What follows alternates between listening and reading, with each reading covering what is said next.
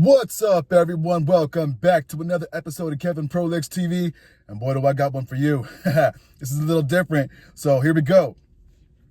My wife's cold was something much worse. For 25 years, I was in a rigid routine. I'd work in the mornings, come home to my wife later in the afternoons, and we'd spend our evenings together eating her home-cooked meals and watching TV until late night, and we would go to bed. Then we would do it all over again. Sometimes I would doubt our life together. A nagging voice in the back of my head told me I didn't do enough for her, that we should want for more. But I'd wake up and hear her singing softly as she cooked our breakfast, and any doubts I had would fade away. We could have kept going like that forever, but we never got the chance. I sat there alone in our now empty bedroom, huddled in a blanket, typing on my laptop and eating something awful. I can't bear to leave this room. I know that if I open that door and walk down that hall, I'll pass what used to be our kitchen. What remains is just an open, lifeless room. The cabinets had to be torn out and the floor ripped up from the damage. I arranged for some good men from the church to take the stove away. I couldn't bear to be in there when they took it. I left the front door unlocked and hid like a coward until I heard them leave. I already burned through my bereavement leave, but I haven't gone back to work. I just sit in our room and listen. I keep hoping to hear her voice again. Instead, all I hear is silence. The house is so quiet, so still. And in those endless spans of silence, my mind fills the void with the harsh memories, the thoughts eating away like a cold acid. Sometimes it's questions about what I could have done differently. Other times it's like a film on repeat, the scenes playing out relentlessly. Over the worst days, in the cold silence, the thing that consumes my mind are those final moments I had with her. A week before it happened, she told me what was wrong. It was a warm Monday afternoon, and I had just gotten home from work. She was in her usual place, cooking over the stove. The sounds of the sizzling pan seared steak filled my ears. The room was slightly smoky, and it smelt heavily throughout the house. I could feel the heat as I walked through the kitchen to greet her. She was wearing some jeans and that tan cardigan she liked over her blouse. I hugged her, head over her shoulder, and asked how she was doing that day, like I did every day. I expected her to say something sweet in her usual way. Instead, she surprised me when she said, "I'm cold." I laughed at her. I thought it was a joke. I mean, it was a nice 84 outside, and it was noticeably hotter in the kitchen. I genuinely thought she was just pulling my leg, but no. She didn't laugh back, didn't even smile. She rolled up her sleeve and showed me her goosebumps with a look of tentative concern. We figured she had a weird fever. She didn't feel particularly warm, but we decided to treat it like a fever anyway, and I put her to bed right after dinner, skipping our TV shows that night. She got under the covers despite me telling her not to, but I let it slide. As I was leaving the room to let her rest, I remembered how she grabbed my hand and she asked me if I could stay for a prayer. Church had always been more of her thing than mine, but I didn't mind. I thought she might feel better if she did it, so I closed my eyes and let her pray. Dear Heavenly Father, hallowed be thy name. You are the Father of heaven and wellness, and Satan is the father of sickness and suffering. I pray that this sickness will leave my body, and I will feel your warmth once again. In your name I pray. Amen. She seemed satisfied, and I wanted to give her space, so I left and tended to the house. I washed the dishes, cleaned up the kitchen, watched some of our shows without her. I remember feeling lonely that night. Her absence felt like a tear in a winter coat. When I came back to bed, I was relieved to have her by my side again. I was sure that in a day or two this fever would pass and she'd be right back to my side again. But this wasn't the case. It was not just a regular fever. Our routine was disrupted into something new, something worse. Now I'd come home and go straight to our bedroom to see her. She insisted on turning off the fans and keeping the door shut. When I opened the door, my glasses fogged. I'd find her, kept under more blankets than I remembered giving her. Usually sleeping, I'd sit by her and ask her how she was feeling. Each day, she gave me the same one-word answer, each more disheartened than the last. Cold. The task of cooking fell on me, and I thought I couldn't go wrong with some chicken noodle soup. It was supposed to help, but I'm no cook. There was always something missing, something I couldn't give it, but we ate it at the same time. I learned I had to let it cool before I gave it to her, otherwise it'd scald her mouth. Not that she seemed to mind. After dinner, I would clean up, watch some shows alone, and while she went back to sleep, I'd join her in bed. I tried to snuggle up to her. To give her some of my body heat. I tried to take the cold from her, but at the same time, I gave up. She was too cold to hold on to for any longer period of time. I wish I held her anyways. Sometimes I would press my hand against her cheek, then her forehead. Sometimes she pressed back against my hand. The sickness had affected her physically, but under those blankets, behind the shivering, somewhere beyond the cold, the woman I loved was still in there, fighting. The earliest doctor appointments we could get was Thursday morning. I took some time off work in order to make the appointment. The morning was relaxing, 75 degrees, but looking at her, you wouldn't know it. She wore a heavy coat and sweatpants and a long johns underneath.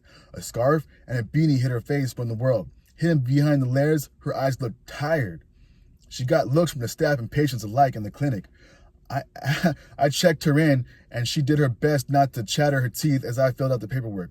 In short, the clinic was a bust. They took her back there, did the standard checkup. Nothing was out of the ordinary according to them. They chalked it up to poor circulation, wrote a prescription, and they sent us away without any other consideration. I made sure she took the medicine, but it didn't help her. Took a full day off work that Friday and did what I could.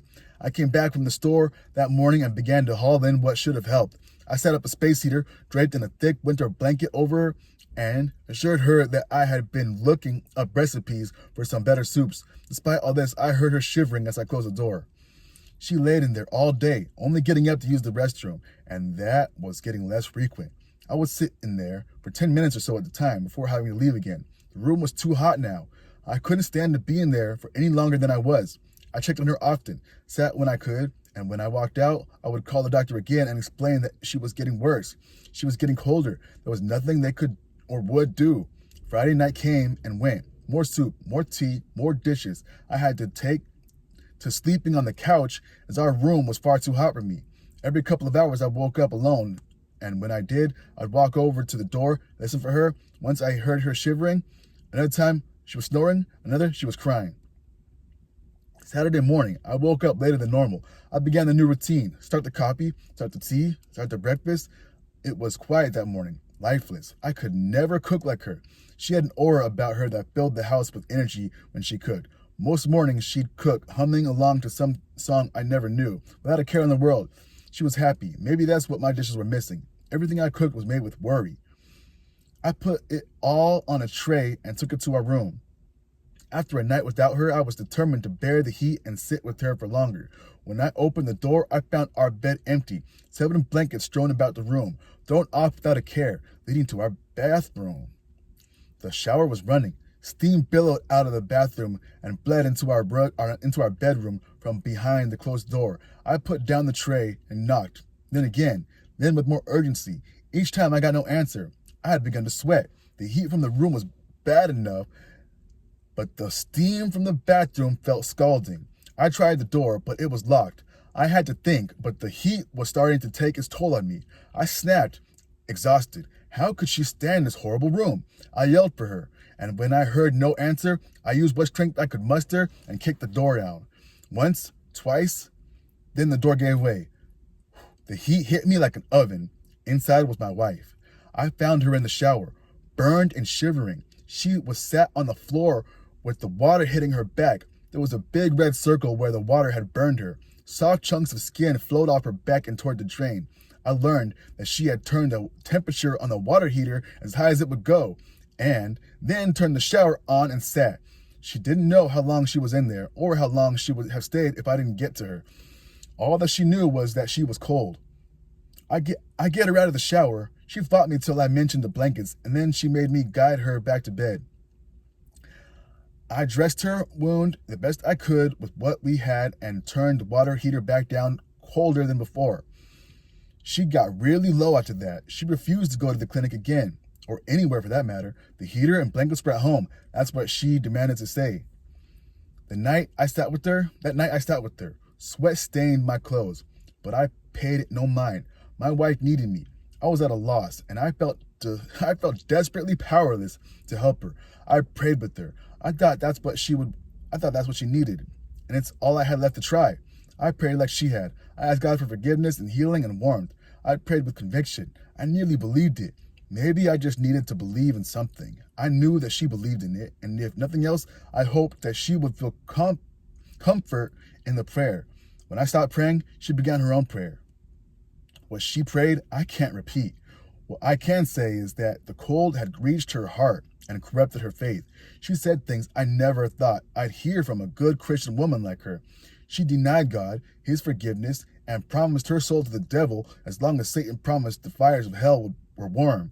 Any enthusiasm, any hope she had was gone. The cold had taken it away. I slept on the couch that night.